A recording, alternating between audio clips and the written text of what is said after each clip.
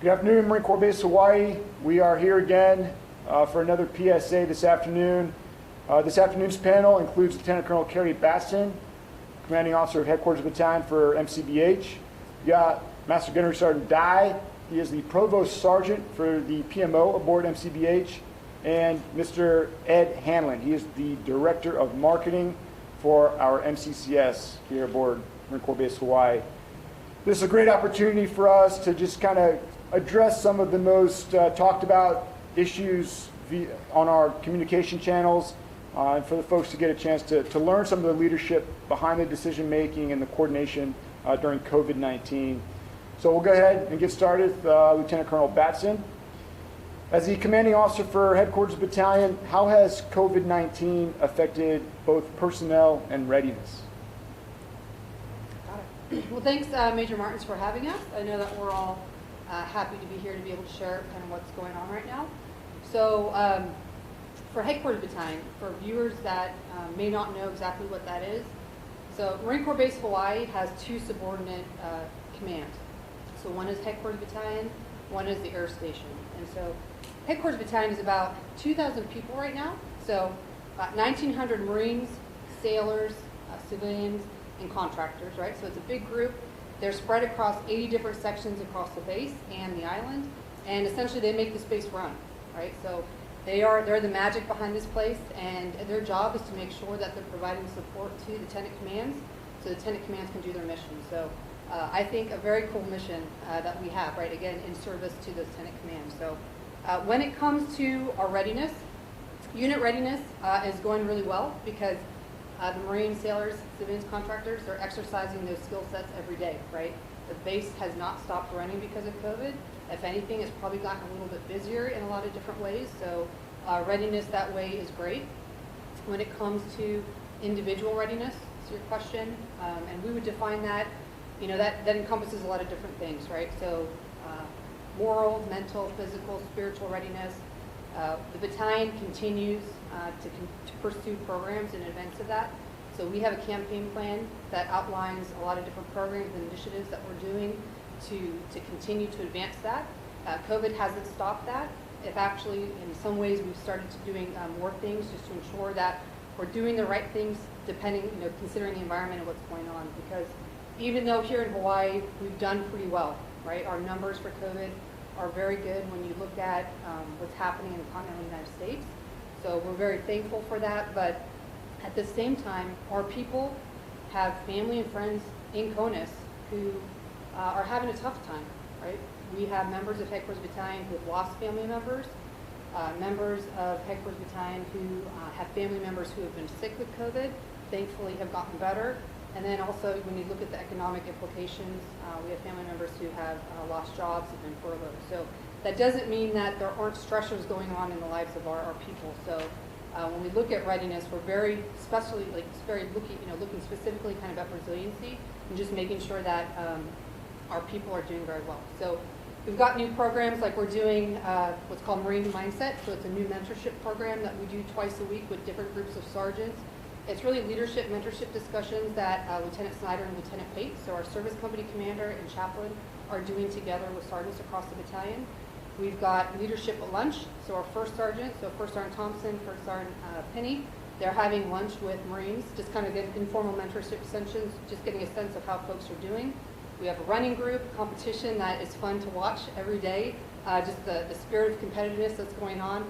It's a virtual competition, just seeing who can log the most, which teams can log the most miles.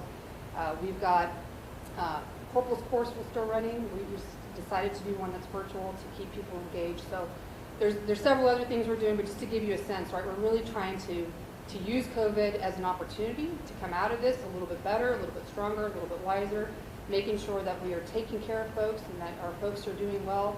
And from everything I've seen, we have an incredibly resilient team. I'm very proud of them for what they've been able to accomplish, again, for the base, for the lieutenant commands, and also just for each other. So a lot of good teamwork we're seeing. Thank you, ma'am. All right, next question, Master Gunnery Sergeant Dye. The installation protection professionals on your team have truly showed not only their caliber, but their flexibility during the COVID-19 crisis. can you tell us a little bit about what it's like getting your team not only to physically protect the installation, but also to enforce certain health measures to prevent an outbreak here aboard Marine Corps Base Hawaii? Yes, sir. So, one of the challenges early on that we faced was exactly what are the rules and regulations that we need to enforce. And things kind of seem to change almost at the cyclic rate as this COVID crisis developed. So certainly communication is very key. My number one goal is the health and protection and the safety of my Marines and civilian police officers. I always tell them what my biggest concern is that you go home safe. Weigh that against the job that we have to do. And so as the COVID thing developed, we had to really think hard about what does that look like? How do we continue to do our jobs? How do we respond to a home where we don't know whether or not someone in that home may be infected?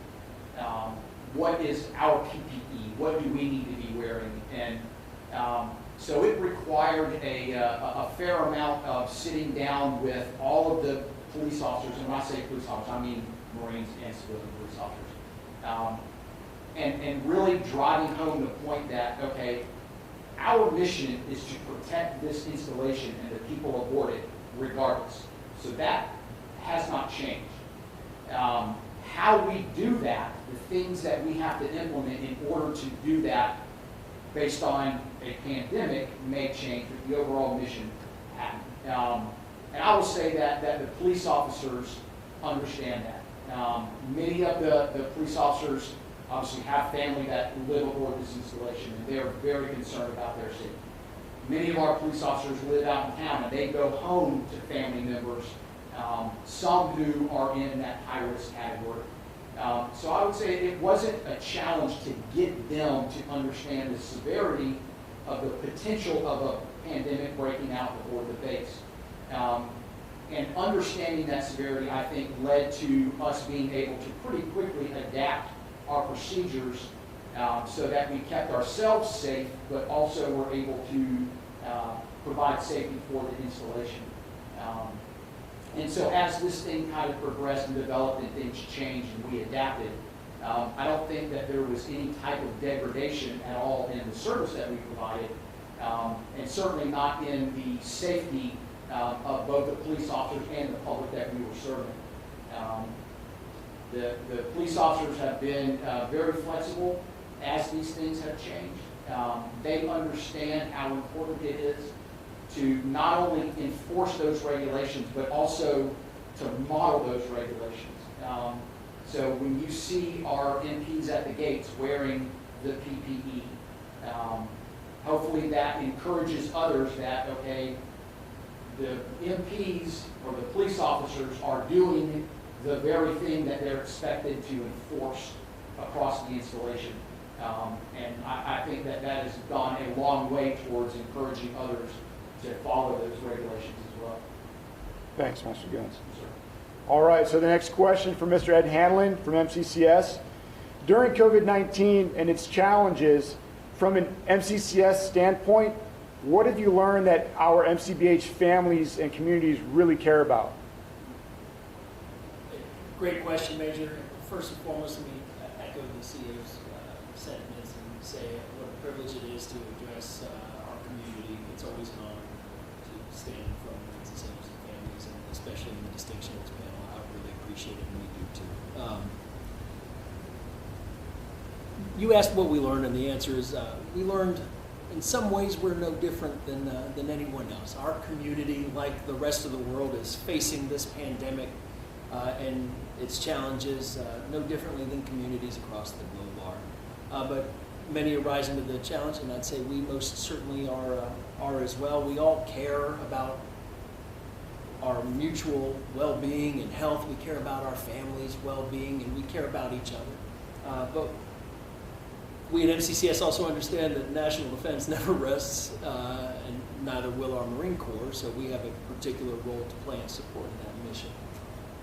MCCS, by design, is like a not-for-profit organization. I won't say non-profit, it's a not-for-profit organization. I mean that very deliberately and by design, we invest and reinvest in our community.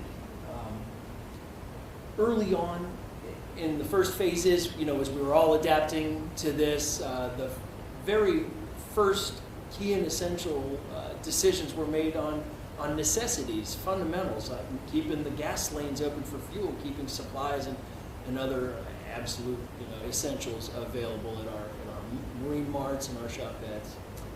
Then, as we kind of progressed through that week and the following weeks, making sure that we were providing food options safely for our constituency, and then as that grew, you know, okay, the stay-at-home order is bona fide. We're all now hunkering down. How can we? How else can we support while maintaining your mission readiness? You know, again, keeping our Marines fit to fight tonight is what we do. So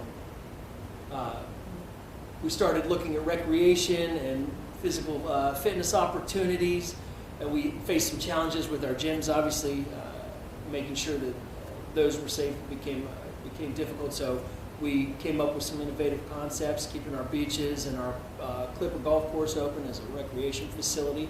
It's been a real boon, and that was pretty nifty to the community. And we just kind of take slow, deliberate steps, thinking through what the mission requirement is and how we can support.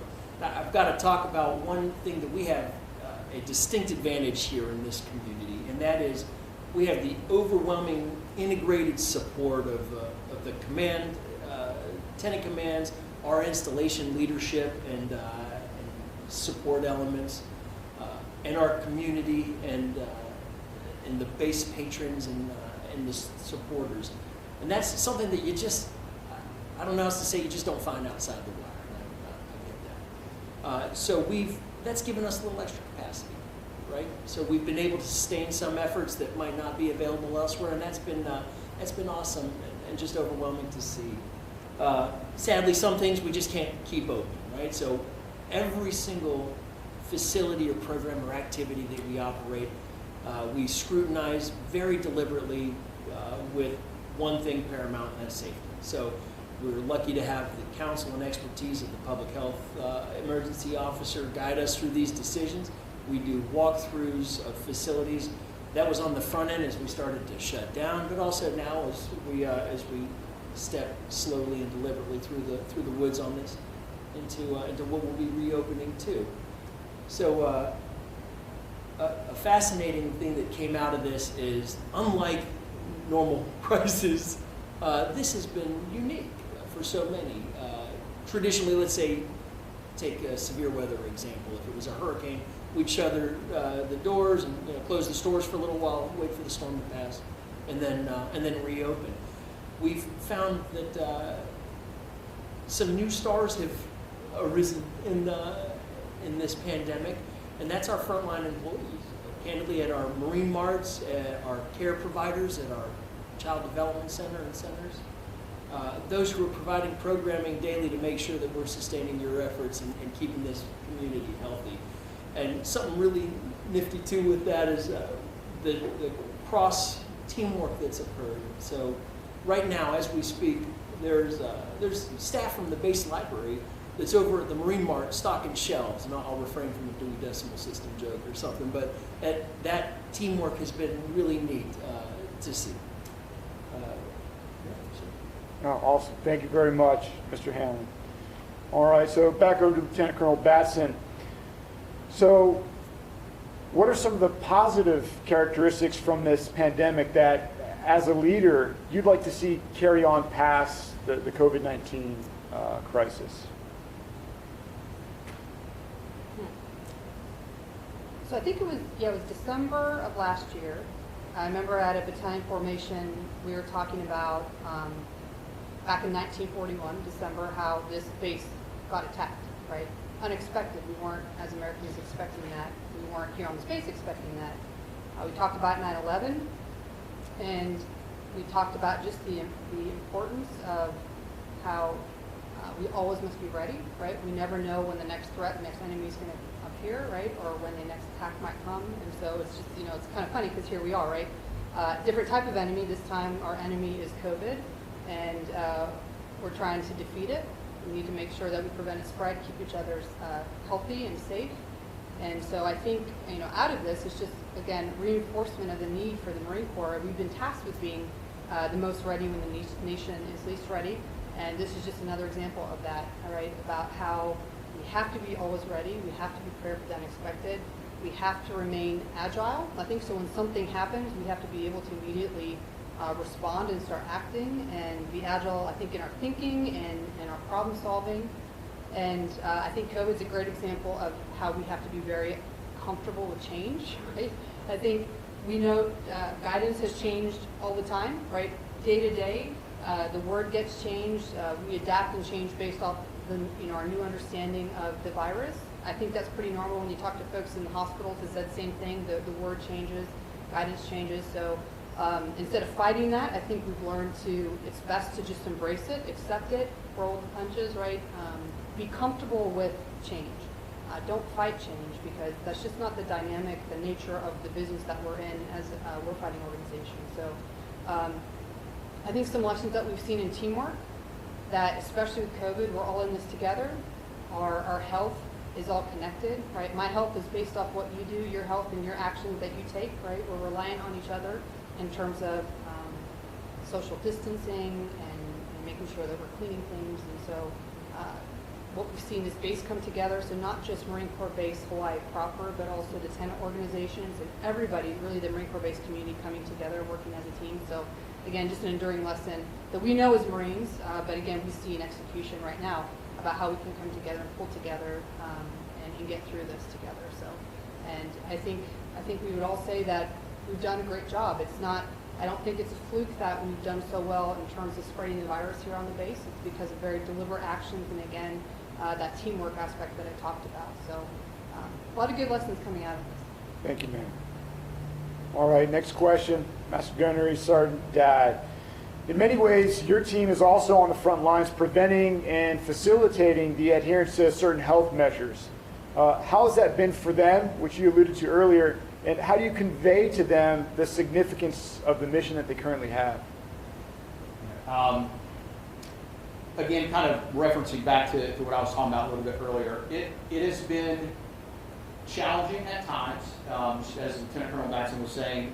As the word changes, there is sometimes a little bit of a lag time for it to get to us, and so we may be enforcing something that was changed. That's to be expected, the fog of war. Just, again, as Lieutenant Colonel Batson said, this is a fight. A different kind of enemy, but it's a fight, and those overarching principles of battle still apply. So there's a little bit of fog of war to be expected. Do you wear masks in the vehicles? Do you not? If you're family members, do you have to wear a mask? Or do you not? Those sort of things. But I've just been so impressed with the motivation of our police officers to want to do the right thing. They understand the importance of this. They absolutely do. And they know, just again, you're stealing a lot of my thunder, man, but they understand that somebody else's actions have enormous consequences on so many other people. And so if you are not doing what you're supposed to be doing in terms of social distancing, wearing a mask, washing your hands, that sort of thing, you not doing that could have a potential bad effect on me, on my family, on other people. And because of that, because we understand the severity of that, you see us out and about a lot, just encouraging people to follow those regulations. And I will say that I've been just so impressed with the attitude of the base in general, whether you're active duty, whether you're dependent, civilian worker. They understand that too, and they've been a huge help to us in kind of self-policing. So as we've entered kind of a steady state where this has gone on for a while, we have not had to do nearly as much of that as we did at the beginning because people are kind of doing it themselves. They're helping each other understand the severity. And so to keep that social distancing, to keep those masks on when you're in certain areas where it's required. And as things change, whether they change and they loosen the regulations, or if something bad happens and we have to increase the regulations, I do not anticipate it being a greater challenge for us, because we've kind of already overcome that initial challenge of getting people to understand the why of what we're doing. And I think once that message was communicated, and certainly forums like this are tremendous in helping people understand the why of it. And once they understand the why of it, it really decreases the amount of action enforcement that we have to do. All right, thank you, Master Guns. So, All right, last question for Mr. Hanlon. Your team has been communicating updates and services and amenities through various different means and channels. First, do you have any insight on any new services or amenities that we can look forward to seeing again? And second, what's the best place for folks to stay current on MCCS updates? Copy. A two-part question. Respectfully, Rob, I'm going to answer the second part first because that's a little easier. Okay. Above all else, best place to get accurate, timely information about what's going on with Marine Corps Community Services programming activities, even events, is our website, mcccshawaii.com. We also publish at least daily posts on social media to make sure that you get kind of timely what's happening right now or this afternoon, this evening kind of stuff, namely on our Facebook page, and that's at MCCS Hawaii as well. So real easy to check, real easy to follow. The second part of your question, what's becoming available, is a little tougher to answer. I'll revert to candidly what the panel has said as a whole, and what we've noticed. There was initially in communication, you can probably empathize as a fellow communicator, but there's no silver bullet magical medium that we can just press a button and everybody now knows. Different people receive messaging differently in different ways through different media. So we really are trying to stretch as much as we can. And we too have found this is almost like a two-phase evolution. There was the in the beginning and now the new abnormal as we reflect on it. In the beginning, it was absolutely critical to get impacts and information as clearly and concisely and as accurately as possible. So very rapidly, we established a page on our site and kind of took away all the fluff because we didn't know if it was still relevant. That was our updates page, and that just had a laundry list, almost a directory of every MCCS facility activity program and what the impacts were. And then eventually that kind of bottomed out. It became a great tool not just for our customers, but I think for our team internally and the base staff. So if there was a question, hey, is this open? What are the hours? Are they doing to go? What is it? They could go there, and I think that was fairly effective. However, as we reflect on the last 2 or 3 weeks, maybe even month, we're kind of saturated with this. We get it. This is life, right? So I personally was a little dissatisfied with what's closed and no longer available to us. We were all impacted with that. I had an anniversary trip to Korea lined up, and eventually I realized that it didn't matter, right? So when I had that self-realization, we started talking more about positive messaging and what our constituency, what the base population really does want to hear. What they do want to hear is what is available to them, what is open to them. So we repostured, revamped our website, created an interstitial site, if you will. We call it MCCS now. It's the same website, mcccshawaii.com, but it's a little more user-friendly. It's a little more positive. It discusses what is available to everybody, single Marines, each of our segments, families, and we categorized it. It's real mobile-friendly, so you can flick through it fairly quickly with just a couple clicks. You'll get the info you need, and a little more intuitive. So retail, dining, recreation and fitness, and also impacts something really critical that doesn't often get talked about enough are Marine and family programs, and those things just can't take a beat. They can't break or pause. So earlier we talked about some of the programming and the cool things that have come out of that. There's been some real innovation, whether it's remote or virtual programming or just picking up the phone and talking to people by emailing or trying to do classes one-on-one. They're doing a mobile teleconference and video teleconference. Really, really inspiring stuff. even though our library doors are shut, they're still doing story time on Facebook, where Auntie's playing an ukulele and reading a story to help moms and dads across the installation. It's just as always, heartwarming to see. Just second part of your question you had addressed. So what's coming up? Let me stop for a second and just say again, rebeat the drum on this. That every single step we take is a cautious one. We do so as a team. We do so under the advisement of everyone from the installation commander and FAO or public health emergency officer to the units, because what we think might be a one-size-fits-all solution might not meet up with forces operations. So it's a social project. It is a team effort. And at the forefront of that, again, always safety. So in the last couple of weeks, as we start to see the reopening trend, I think we've had some successes. One, we were able to keep the barbershop open, which is huge. And trust me, as a guy that doesn't have access to that, I'm jealous. We've opened up coffee in the morning in the roundabout at Kahuna's, which is open to everybody. Can't forget about the family meals, real good price point on that. Sorry to sell like I'm selling here. We've reopened the outdoor hit center to give folks an opportunity. Our golf course has resumed 7-day operations, but we are still able to keep a few hours in the afternoon for the Grand Park for folks to get out and get a little fresh air. And again, outside of the base, we weren't afforded that opportunity until a week or two ago. So that's been a boon to the community.